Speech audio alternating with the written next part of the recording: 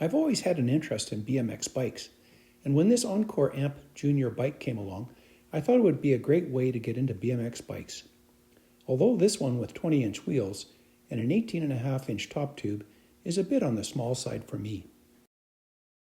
Being 5 foot 10 inch, a 20.5-inch top tube would be more suitable for me based on BMX sizing charts that are readily available.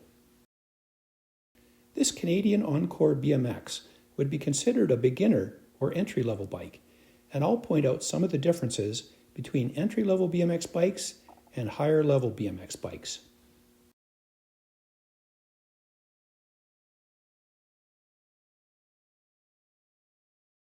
A higher-level bike generally will have a Chromoly steel frame providing lighter weight, unlike entry and even intermediate bikes, generally using high-tensile steel like this Encore bike.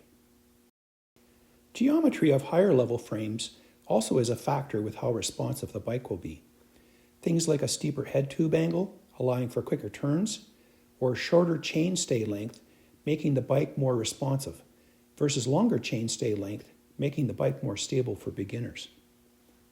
What type of material used also applies to the forks, where Chromoly provides lighter weight and more responsiveness, versus high tensile steel like what was used on this Encore bike.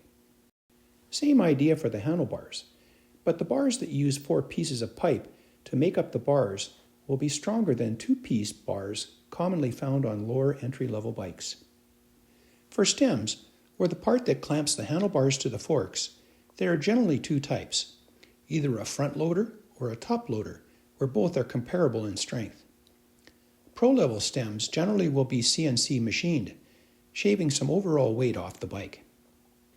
When it comes to brakes, pro-level bikes will allow the rider to remove the brake entirely from the bike, because pro riders don't need brakes, don't you know? Whereas for a beginner rider, needing to ride some hills to get to the skate park, the rear brake might come in handy. So for wheels, there are 2 types commonly found on BMX bikes, either single wall or double wall, where double wall is the stronger of the 2, and definitely will be found on higher level bikes. Pro riders generally put their bikes through more abuse than a beginner would, so stronger wheels are more important for pro riders. Along with the wheels, the crankset is important to match your level of riding.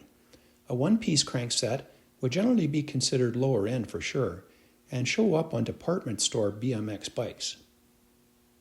Surprisingly, a 3-piece crankset with sealed bearings was installed on this Encore BMX, which is generally standard on intermediate and pro BMXs.